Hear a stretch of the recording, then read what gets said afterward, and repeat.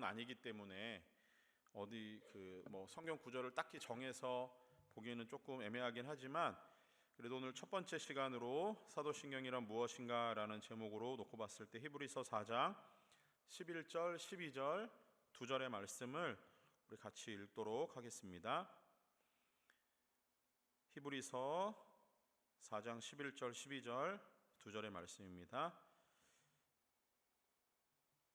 우리 함께 읽겠습니다. 그러므로 우리가 저 안식에 들어가기를 힘쓸지니 이는 누구든지 저 순종하지 아니하는 본에 빠지지 않게 하려 함이라. 하나님의 말씀은 살아있고 활력이 있어 좌우에 날선 어떤 검보다도 예리하여 혼과 영과 및 관절과 골수를 찔러 쪼개기까지 하며 또 마음의 생각과 뜻을 판단하나니. 아멘. 여러분은 살면서 누군가에게 고백이라는 것을 해본 적이 있으시죠? 주로 고백이라고 하면은 쉽게 떠오르는 것은 사랑 고백, 아니면은 죄를 지었을 때 죄에 대한 용서의 고백, 죄의 고백 이런 것들이 떠오를 텐데, 고백이라고 하는 의미만 놓고 봤을 때는 마음속에 있는 그 어떤 것들을 숨김없이 말하는 것을 고백이라고 합니다. 그래서 마음속에 무엇이 있든지 그것을 밖으로 끄집어내서 우리의 언어적인 표현을 통해서 입 밖으로 내뱉는 그것이 바로 고백이라고 하는 거예요. 자, 이런 의미에서 우리가 매 주일 예배 때마다 하는 고백이 있는데 신앙 고백입니다. 우리가 가지고 있는 믿음이 어떤 믿음인지를 공개적으로 모든 사람 앞에서 숨김없이 말하는 것, 그것이 신앙 고백이에요. 그래서 우리의 신앙 고백은 일정한 고백문을 외우는 것으로 대신하고 있긴 하지만, 그것이 고백문으로 작성되어 있는 것이 사도신경이라고 하는 거죠. 그래서 여러분은 사도신경을 여러분의 믿음의 고백이라고 생각하고 이제 그것을 외우자라고 했을 때 같이 외우고 계실 텐데, 실제로 사도신경이라고 하는 내용은 말씀을 드렸듯이 성경에 나오는 내용은 아닙니다. 그러다 보니까 사도신경을 예배 시간에 사용하는 것에 대해서 부정적으로 생각하는 교회들도 꽤나 많이 있습니다. 그런데 이 사도신경은 단순히 고백적인 내용으로 이루어져 있지만은 않고, 이 꽤나 오랜 시간을 거치면서 성경적인 토대 위에서 그 하나하나의 문장들, 하나하나의 단어들이 거기에 이렇게 사용되어진 것이기 때문에, 어떻게 보면은 사도신경이라고 하는 것은 그냥 성경에는 나와 있지 않은 내용이긴 하지만 그 내용들을 하나하나 뜯어보면은 그 모든 것들이 결국엔 성경을 기초로 해서 짜여진 것들임을 우리가 알 수 있습니다. 영어로 사도신경은 아포스톨 크리드라고 하는 단어를 사용을 하는데, 이 사도들이 그것을 만들었기 때문에 사도신경인가? 그런 내용은 아닌 거예요. 사도들은 사도신경을 직접 작성한 사람들은 아닙니다. 한때는 아주 좀 오래된, 아주 옛날에는 사도신경이 어떻게 만들어졌을까를 이제 막 연구하다가 아마 사도들의 어떤 한마디씩을 거기다 이렇게 짜 맞추어서 모아놔가지고 사도신경이 되었다, 그래서 사도신경이라고 얘기를 하는 경우도 옛날엔 있었어요. 그런데 절대 그렇지 않아요. 사도들이 한마디를 모아놔서 사도신경이 된 것은 절대 아니고요. 사도신경에 있는 내용들을 오늘 그래서 쭉 같이 나누려고 하는데, 이것을 하루 만에 다 나누기에는 우리에게 시간이 너무 부족하고요.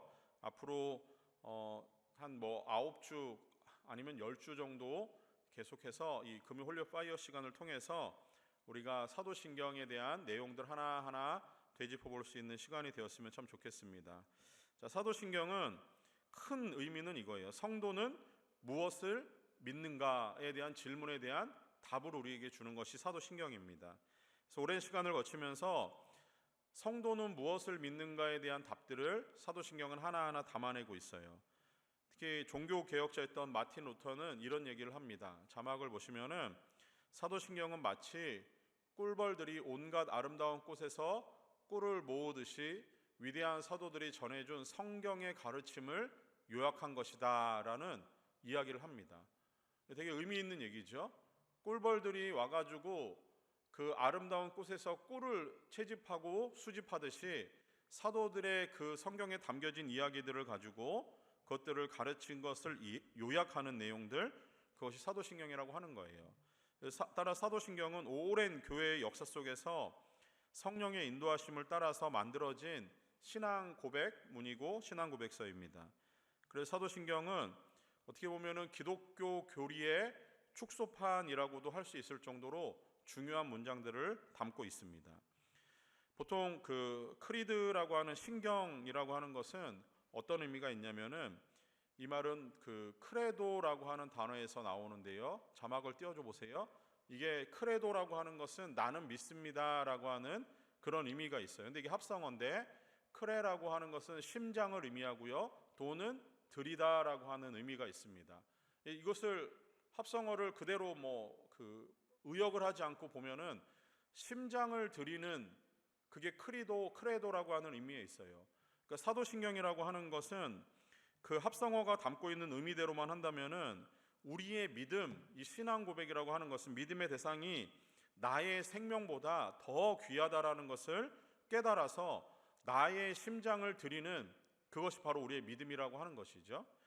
그래서 믿음은 단순히 말로만 고백하는 것이 아니라 나의 심장, 나의 생명을 내어놓는 것 같은 나의 전부를 드리는 것이 믿음이라고 하는 겁니다. 그래서 이 사도신경은 나의 믿음은 무엇인지를 설명하고, 또한 믿음의 대상 되신 하나님은 어떤 분이신지를 고백하는 문장들이 사도신경이에요. 그리고 그분과 나와의 관계가 어떻게 성립이 되어 있고 어떤 관계를 맺고 있는지를 알려주는 것이 사도신경입니다. 우리가 예배 때 외우는 그 두 가지의 중요한 외우는 것들이 있는데, 하나는 주기도문을 외우죠. 주기도문은 주님이 가르쳐 주신 기도라고 해서 기도 중에 기도라는 의미가 있어요. 그래서 주기도문을 외우고, 그리고 우리가 많이 알고 있는 십계명은 율법 중에 최상의 율법들만 모아서 기록된 것이기 때문에 우리가 십계명을 기억을 합니다. 마찬가지로 사도신경은 여러 가지 그 신경 혹은 신조라고 하는 그것들의 중에 가장 최고가 사도신경이에요. 자, 이렇게 중요한 사도신경에 대해서 계속 이 홀리파이어 시간에 이것을 나누는 것이 어떻게 보면 조금은 딱딱할 수는 있지만, 그러나 이 홀리파이어를 통해서 그 의미를 배워보고 우리의 신앙의 의미들이 어디에서 나오고 어떻게 적용이 되고 그것들이 우리 마음 가운데 어떻게 되새겨져야 되는지를 하나하나 볼 수 있는 시간이 되기를 바랍니다. 여러분, 그 기독교는 고백의 종교다라는 이야기 혹시 들어보신 적이 있습니까? 기독교는 고백의 종교예요. 왜 그러냐면은 우리는 믿는 믿음의 대상이 실제로 눈에 보이지 않아요. 다만 우리는 하나님의 말씀을 가지고 우리의 믿음을 쌓아가고 그 믿음에 의해서 우리의 보이지 않는 하나님에 대한 고백을 하게 되어 있습니다. 그리고 또 꽤나 하나님은 우리의 삶 가운데 가까이 계시기 때문에 하나님의 말씀에 따라 순종하는 우리의 삶에 하나님은 여러 가지의 아름다운 고백적인 내용들을 우리의 삶에 담아주세요. 그렇게 놓고 봤을 때 기독교는 참으로 고백적인 종교임은 확실합니다. 그래서 우리가 무엇을 믿고 있는지 공개적으로 밝히는 그것은 꽤나 중요한 일이에요. 어떤 사람의 신앙이 그 고백을 통해서 들어봤을 때 그 고백이 우리가 알고 있는 신앙 고백과 내용이 다르다라고 한다면은 그것은 우리와 일치하지 않는 신앙일 거예요. 어떤 사람은 또 신앙 고백이 희미하고 그것이 흔들리고 있다고 한다면은, 고백이 흔들린다고 하는 것은 믿음의 대상에 대해서 흔들리는 것이고, 믿음의 대상에서 흔들린다라고 하는 것은 그 사람이 가지고 있는 믿음, 그 신앙이라고 하는 것 자체가 전반적으로 흔들리고 있다라고 하는 거죠. 그래서 사도신경은 어떻게 보면은 우리에게 주신 가장 중요한 믿음의 고백이기 때문에 특별히 두 가지의 의미에서 꽤나 중요한 의미를 담고 있습니다. 첫 번째로 사도신경의 중요성은 공개적으로 신앙을 고백하면서 잘못된 신앙을 구별해 준다라고 하는 의미에서 사도신경은 굉장히 중요해요. 교회는 말 그대로 성도들의 모임이 교회이죠. 그런데 아무런 성도들이 다 여기서 들어와서 예배하는 것은 아니에요. 우리와 신앙의 고백이 다르거나 믿음의 대상이 다르다면은 우리는 그들을 교회라고 하지 않아요. 물론 자칭 교회라고 해서 우리와 다른 신앙 고백을 하는 교회 무리들이 있을 수 있습니다. 그런데 그들이 고백하는 그런 고백은 따지고 보면은 성경에 근거한 사도신경의 내용에서 혹시나 조금이라도 벗어나 있다면은 그것은 우리와 같은 신앙을 고백을 한다라고 이야기하지 않아요. 이단들도 자신들을 교회라고 해요. 그런데 이단들이 우리와 똑같은 신앙 고백을 한다고 해도 그 고백에 담긴 내용, 그 의미가 우리가 가지고 있는 내용과 의미와 다르다라고 한다면은 그들은 반드시 우리와 같은 신앙을 하고 있는 사람들은 아니라고 하는 거예요. 그래서 이단들은 우리와 똑같은 신앙 고백을 한다라고 할지라도 그것은 입술의 고백에 불과한 것이죠. 그들이 하고 있는 그 신앙의 내용, 의미는 우리의 신앙 고백과 다르기 때문에 그들은 우리와 전혀 다른 신앙을 가진 사람들입니다.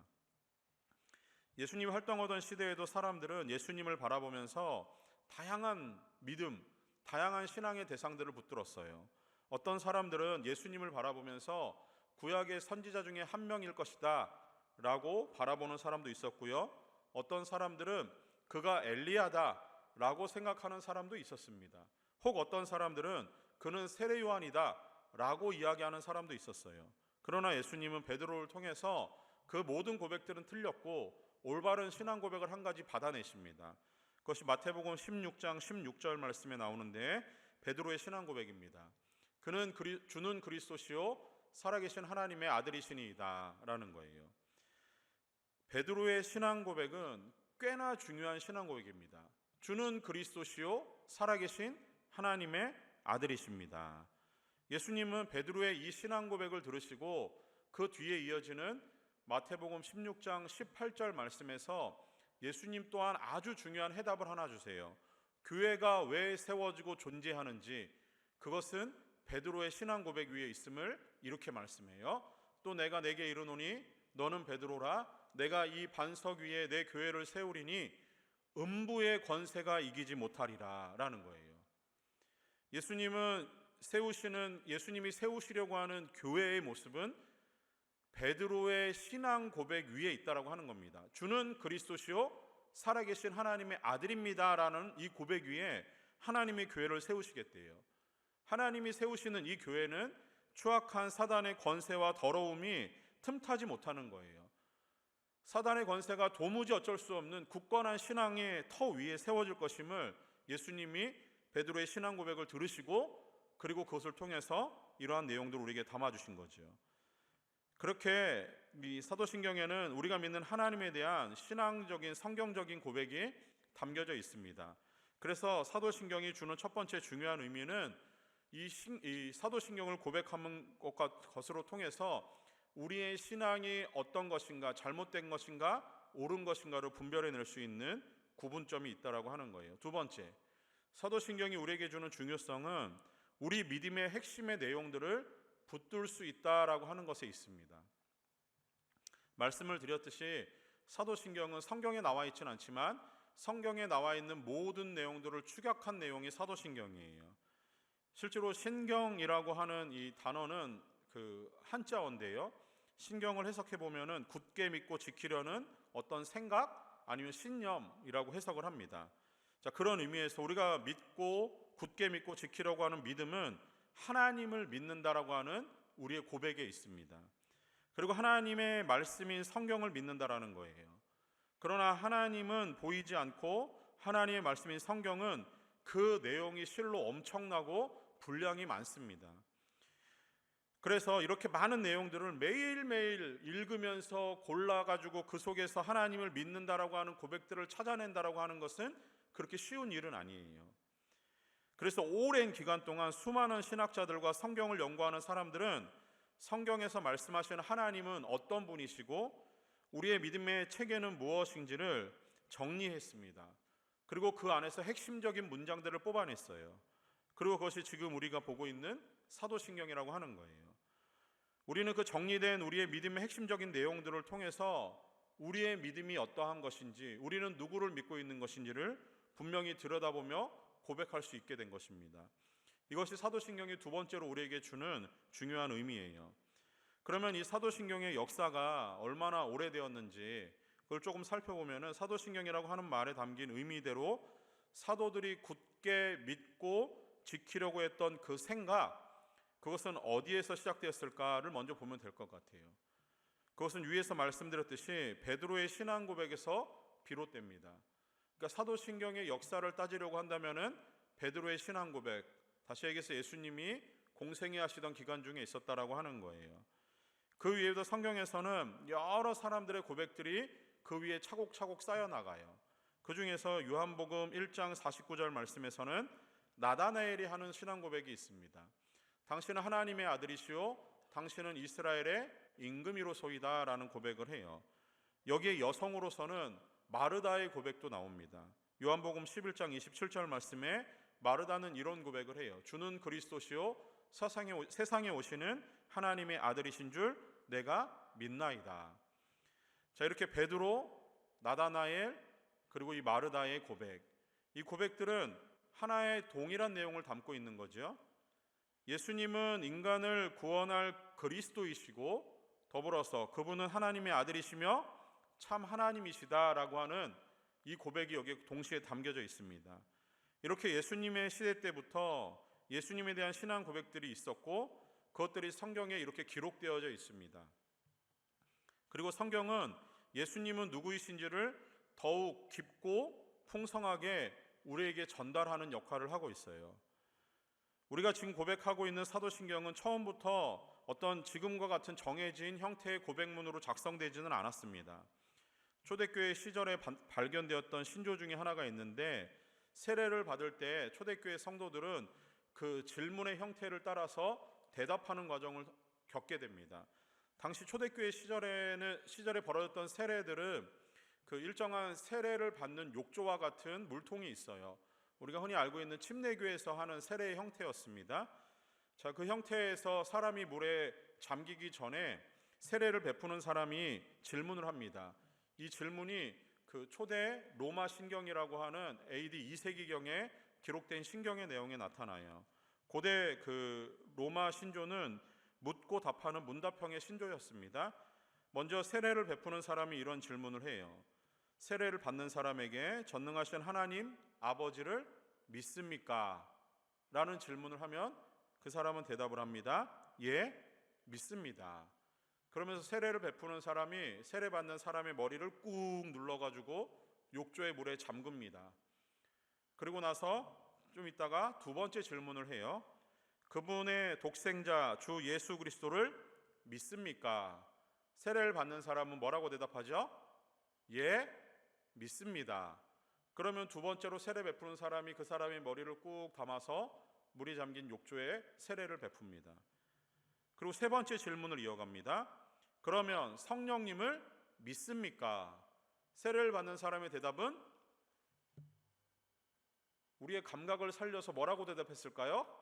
예, 믿습니다.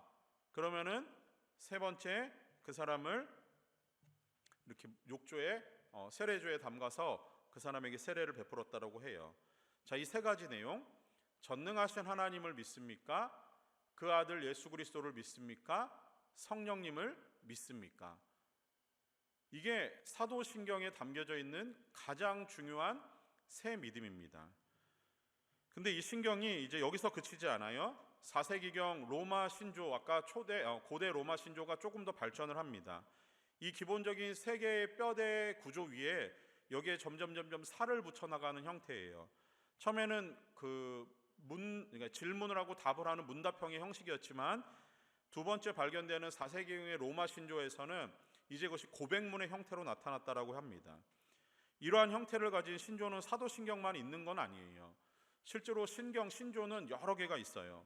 교회사를 보다 보면 사도신경 외에도 니케아 공회에서 통과되었던 니케아 신조가 있습니다. 아타나시우스라고 하는 사람이 만들어낸 신조도 있고요. 그 다음에 칼게톤 공의회에서 만들어진 신조도 있습니다. 이 AD 300년, 400년 이 근간에 만들어졌던 여러 신조들이 많이 있어요. 이 여러 신앙의 고백들을 존재하고 공식적으로도 교회로부터 이것들이 인정을 받았고 사용을 했습니다. 자, 그러면 우리는 왜 이 사도신경을 사용하고 이전에 있었던 니케아 신조라든가 칼게톤 신조라든가 아타나시우스 신조를 사용하지 않는가? 그 이유는 이 나머지 아까 말씀드렸던 세 개의 신조들은 교회의 어떤 그 공의회, 교회 연합회의를 통해서 만들어진 신조라 어떻게 보면은 조금 더 체계적이고 그 고백할 내용들이 확실할 것 같아요. 그런데 교회의 역사상 이 사도신경이라고 하는 것들이 아주 오래전부터 꾸준하게 사용이 되어 왔고, 그리고 이 종교개혁을 통해서 마틴 루터가 다른 신조가 아닌 사도신경을 이 공교회의 신조로 삼았습니다. 그러다 보니까 그 이후로 여러 신조들이 나타나긴 하지만 대부분 공교회는 이 사도신경을 사용을 합니다. 이렇게 그 사도신경이 여러 신경이 존재하지만 우리는 공교회의 공통적인 신앙 고백으로 사도신경을 사용을 하고 그 전통을 이어오고 있습니다. 자, 이 사도신경의 내용을 아까도 말씀을 드렸지만 고대 로마 신조의 그 세 가지 내용을 통해서 살펴보면은 고대 로마 신경의 그 토대를 이루고 있는 말씀은 첫 번째, 그 의미를 그대로 해석을 해보면 이렇습니다. 자막을 띄워주시면 사도신경의 세 가지 구조는 이렇습니다. 나는 믿습니다. 전능하시고 천지를 만드신 하나님 아버지를. 두 번째 큰 구조는 나는 믿습니다. 하나님의 유일하신 아들 우리 주 그리스도를. 세 번째는 나는 믿습니다. 성령을 거룩한 공교회와 성도의 교제와 죄를 용서받는 것과 몸의 부활을, 그리고 하나 빠졌는데 영생을 이라는 표현이 있습니다. 다시 얘기해서 이 단순한 세 가지 3대 구조가 우리가 지금 외우고 있는 사도신경의 큰 골격을 이루고 있고, 여기에 추가적으로 성경이 우리에게 제시하시는 하나님에 대한 내용들, 우리의 믿음의 근간들이 무엇인지를 하나하나 추가하는 형식으로 사도신경이 완성이 되었습니다. 이 내용을 보시면은 우리의 믿음은 어떤 대상을 가지고 있는지를 분명히 보여주죠. 하나님이 존재하는 방식이 무엇인지를 우리에게 분명히 알게 합니다. 자, 이 단순한 세 문장을 통해서 하나님의 존재 방식이 보이십니까? 하나님의 존재 방식은 무엇입니까? 삼위일체라고 하는 거예요. 성경은 하나님은 한 분이시며 삼위로 존재하신다라고 우리에게 사도신경의 큰 골격을 통해서 말씀하세요. 이 골격은 무너지지 않습니다. 이 골격을 무너뜨리려고 하는 것 자체가 하나님에 대한 도전이에요. 우리는 그 믿음의 근간을 이루고 살아가는 사람들입니다. 이 고백을 설명하면서 하이델베르그 교리문답에서는 이 골격에 대해서 질문과 답변을 우리에게 줍니다. 하이델베르그 교리문답 24문은 이런 질문으로 시작을 합니다. 자막을 띄워주시면 이 조항들은 어떻게 나누어집니까? 라는 거예요. 이 조항들이라고 하는 것은 사도신경에 나타나는 세 가지의 구조, 아까 우리가 봤던 내용들입니다. 첫째, 성부 하나님과 우리의 창조. 둘째, 성자 하나님과 우리의 구속. 셋째, 성령 하나님과 우리의 성화에 관한 것입니다라는 거예요. 자, 이어지는 하이델베르그 교리문답 25문은 이것에 대한 추가적인 설명을 이어갑니다. 오직 한 분 하나님만 계시는데 당신은 왜 삼위 곧 성부, 성자, 성령을 믿습니까? 자, 이 답은 우리 같이 한번 읽어볼게요. 준비 시작. 왜냐하면 하나님께서 자신을 그의 말씀에서 그렇게 계시하시기 때문입니다. 곧 이 구별된 삼위는 한 분이시고 참되고 영원하신 하나님이십니다 라는 거예요. 이것은 삼위 하나님에 대한 우리의 다양한 생각들을 이 자리에서 딱 멈추게 만듭니다. 하나님에 대한 여러 가지 설명들과 제안들에 대해서 더 이상 이야기하지 말라는 거예요. 자, 무엇이냐면 우리가 믿는 하나님은 어떻게 하나님이 한 분이시며 세 분으로 계시는가? 그거에 대한 우리에게 주는 하나님의 답, 성경이 제시하시는 답은 무엇이냐? 하나님의 말씀, 곧 성경이 우리에게 하나님은 그렇게 존재하신다라고 말씀하기 때문이라는 거예요. 이것은 우리가 이해하고 우리가 이것을 설명하고 해석하려는 차원이 아니라는 거죠. 하나님은 우리에게 나는 그렇게 존재하니 믿어라라고 하는 거예요. 이것이 굉장히 중요한 내용입니다. 여러분들 사도신경을 고백하면서 삼위 하나님에 대한 우리의 믿음의 큰 이 골격이 무너지면 안 되는 거예요. 우리의 믿음의 가장 중요한 근간, 하나님의 존재 방식을 설명하는 이 한 문장, 삼위일체입니다. 여기서 우리가 비껴나면 우리의 모든 신앙의 토대는 다 무너지는 거예요. 이 믿음에 대한 성경적인 근거는 성경 안에서 무수히 많이 찾을 수가 있어요. 그 중에서 예수님이 이 땅에 계셨을 때 예수님을 믿음으로 구원받은 백성들에게 남겨주신 명령 가운데서 이 삼위일체에 대한 성경적인 근거를 예수님의 말씀을 통해 우리는 찾을 수 있습니다. 마태복음 28장 19절 말씀입니다.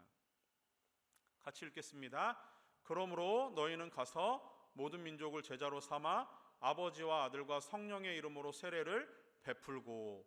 자, 예수님이 친히 말씀하세요. 뭐라 그러십니까? 아버지와 아들과 성령의 이름으로 세례를 베풀래요. 성경의 수많은 구절들이 삼위일체 하나님의 존재 방식을 설명하고 계시하고 우리에게 알려주고 있어요. 자, 그러나 만약에 성경의 다른 모든 내용들은 기록되어 있지 않고 오직 예수님이 하시는 이 말씀 한 문장만이 기록되어 있다 손 치더라도 우리는 성경이 하나님의 말씀임을 믿기 때문에 이 한 문장만으로도 하나님의 존재 방식은 삼위일체라고 믿어 의심치 않는 거예요. 이 한 문장만으로라도 우리는 하나님이 존재하시는 방식에 대해서 누구도 해석하거나 제안하거나 그것에 대해서 이야기할 거리가 없다라고 하는 겁니다. 이유는 하나예요. 하나님이 그렇게 우리에게 말씀하시고 계시기 때문입니다. 우리는 오늘 처음으로 이 사도신경이 무엇인가에 대해서 이렇게 말씀을 좀 나눠봐요. 근데 이제부터 앞으로 계속 이어지는 사도신경의 내용들은 이제 그 한 문장을 가지고 여러분과 말씀을 나누려고 합니다. 사도신경에 대한 전반적인 이해가 이렇게 끝난다라고 우리의 믿음을 이제 앞으로 어떻게 설명할 것인지를 좀 기대하며 이 시간에 모였으면 좋겠어요. 그리고 앞으로 적어도 한 9주에서 10주 정도 사도신경에 대한 해석을 이 시간을 통해서 여러분과 나누려고 합니다. 제가 여러분과 나누려고 하는 사도신경에 대한 해석은 이미 출간되어 있는 여러 책들과 또 다양한 자료들을 바탕으로 여러분과 나누게 될 거예요. 그 가운데서 저의 개인적인 해석보다는 정확한 교리적인 전달과 정확한 해석을 위해서 그 자료들을 사용하려고 합니다. 그러나 항상 이 마지막 결론 부분에서는 그 어떤 해석을 공부하면서 느꼈던 저의 개인적인 묵상의 내용들, 고백적인 내용들을 여러분과 함께 나누려고 해요. 이 교리를 공부하다 보면은 이것이 꽤나 지루하고 또 그 해석과 설명들이 우리에게 조금 어렵게 다가올 수 있기 때문에 딱딱할 수는 있어요. 그런데 교리를 공부하는 한 가지 이유가 있다면 이 교리의 든든한 토대 위에 우리가 서야 우리의 믿음의 성장과 우리가 하나님에 대한 존재 방식의 올바른 이해만이 우리의 믿음을 향한 하나님이 주시는 은혜를 붙들 수 있는 좋은 아주 중요한 그 기회가 될 수 있기 때문이에요. 지극히 우리는 익숙한 신앙의 고백을 매주마다 암기하며 주문 외우듯이 이 사도신경을 외우고 있습니다. 만약에 여러분이 사랑하는 누군가에게 사랑 고백을 외워서 정해진 문장으로 매일매일 한다라고 한번 상상해 보세요. 그것을 이야기하는 사람이 어떨지 모르겠지만 그 고백을 듣는 사람의 마음은 매일매일 정해진 문장과 순서를 따라서 그 고백을 하나도 바꾸지 않고 한다고 한다면은 그 고백의 진정성이 느껴질까요? 어떨 것 같습니까? 아마 그 고백을 매일매일 했을 때 막 몇 년 동안 그 고백을 들어도 늘 새롭고 늘 기분이 좋고 나는 그 고백이 정말 그 사람이 나한테 하는 진정성이 느껴지는 고백이라고 느낄 수도 있어요. 일평생을 그렇게 느낄 수도 있습니다. 그런데 대부분 그렇게 느끼지 못하죠. 똑같은 문장을 가지고 똑같은 어조를 가지고 똑같은 말로 계속 같은 문장을 매일매일 고백한다고 하면 그거 지루할 거예요. 아마 몇 개월 며칠이 못 돼서 그 진심은 의심받게 될 수도 있습니다. 우리가 흔히 얘기하는 얘기로 영혼 없는 고백이 될 수도 있어요. 고백은 마음의 소리를 입술을 통해서 전달하는 것이기 때문에 우리의 귀는 같은 소리와 같은 말을 들으면 처음보다 점점점 우리가 느끼는 감동의 범위가 줄어들게 되어 있어요. 제가 한때 파바로티가 너무너무 좋아가지고 파바로티가 부르는 낸순도르마라고 하는 그 노래를 정말 하루에도 막 몇 시간씩 틀어놓고 들은 적이 있거든요. 얼마나 자주 들었냐면 설교를 준비할 때도 낸순도르마, 또 그냥 책을 읽을 때도 그냥 잔잔하게 틀어놓은 낸순도르마, 또 운전하고 갈 때도 늘 낸순도르마만 하여튼 막 몇 달 동안 들은 적이 있어요. 이게 너무 좋은 거예요. 그런데 어느 순간 딱 지나고 나니까 이게 귀에 딱 박혀가지고 너무 싫어요. 그 다음에는 다른 노래를 듣게 돼요. 곡조 있는 음악도 듣다 보면은 지겨워져요.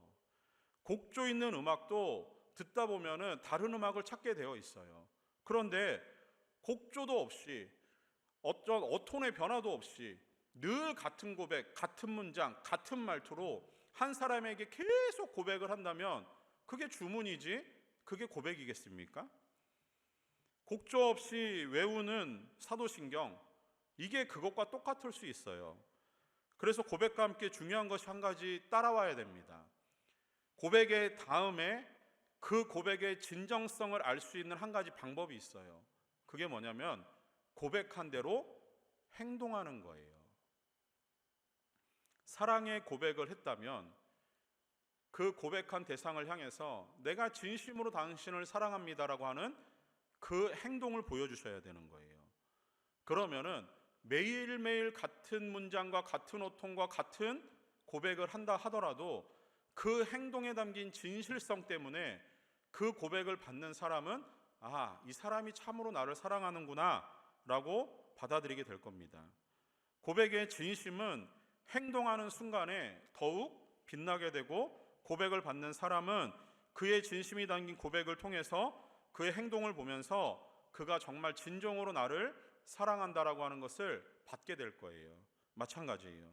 사도신경은 우리의 믿음의 고백임이 확실합니다. 이 고백은 공개적으로 예배 시간에 하는 이유가 있어요. 여기 모여있는 모든 사람들에게 나의 신앙은 이런 것입니다를 공개적으로 공표하는 것과 똑같아요. 또한 하나님 앞에서 드리는, 우리가 드린 하나님을 향한 신앙의 고백문들입니다. 이 고백문이 진정한 의미가 있기 위해서는 우리가 고백한 대로 믿음을 가지고 살아가야 돼요. 앞에서 설명했던 것처럼 나는 믿습니다라고 하는 라틴어에 담긴 크레도라고 하는 그 의미를 다시 한번 생각해 보세요. 그 의미에 담긴 아무것도 그냥 날 것 그대로 해석은 나의 심장을 드린다라고 하는 의미잖아요. 그런 거예요. 내 마음의 가장 깊은 곳에 있는 속일 수 없는 진심을 나의 사랑으로 보증한다라는 마음으로 하나님 앞에 우리의 신앙 고백, 사도신경을 고백해 보세요. 내 심장을 꺼내서 하나님을 향한 나의 믿음을, 내 생명을 다해 바칩니다라는 마음으로 우리가 하나님 앞에 그 문장에 담긴 한마디 한마디, 한 구절 구절을 내 생명을 담은 진심으로 주님께 드릴 때 우리가 드리는 주님을 향한 우리의 믿음의 고백, 이 신앙 고백은 우리를 향한 하나님의 큰 의미로 우리에게 다가오게 될 줄 믿습니다. 주님은 우리의 고백을 받으시고 그 진정성 있는 우리의 고백을 통해서 우리의 교회를, 그리고 우리의 가정을, 그리고 우리의 삶을 하나님의 놀라운 통치로, 그리고 하나님의 진정한 의미에서의 하나님의 주권으로 우리의 삶을 인도하실 줄 믿습니다.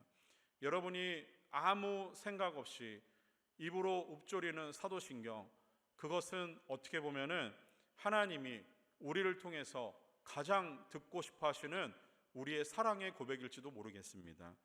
그 마음을 가지고 여러분의 심장을 담아 우리의 사도신경을 하나님 앞에 기쁜 마음으로 신앙의 고백으로 드릴 수 있는 믿음의 사람들 될 수 있기를 간절히 소원합니다. 기도하겠습니다. 사랑의 하나님 아버지, 오늘 사도신경이란 무엇인가 라는 말씀을 통해서 이 사도신경 안에 담긴 하나님은 어떤 분이시고, 또 우리는 그것을 왜 고백을 하며 앞으로 우리는 이 고백을 통해서 하나님 앞에 무엇을 드리는 사람들인가를 말씀을 통해 살펴보았습니다. 하나님, 배운 것이 우리의 삶이 되게 하여 주시고, 배운 것이 우리의 순종의 목적이 되어서 그 마음대로, 그 뜻대로 하나님을 기쁘게 섬기며 살아갈 수 있는 우리 믿음의 지체들 될 수 있도록 은혜를 베풀어 주시옵소서. 하나님이 주신 이 아름다운 삶을 살아가며 하나님 앞에 우리의 믿음의 사랑의 고백들을 아름답게 담아 올릴 수 있는 우리 믿음의 사람들 될 수 있도록 주님 인도하여 주시옵소서. 주님께 감사하며 예수님의 이름으로 기도합니다. 아멘.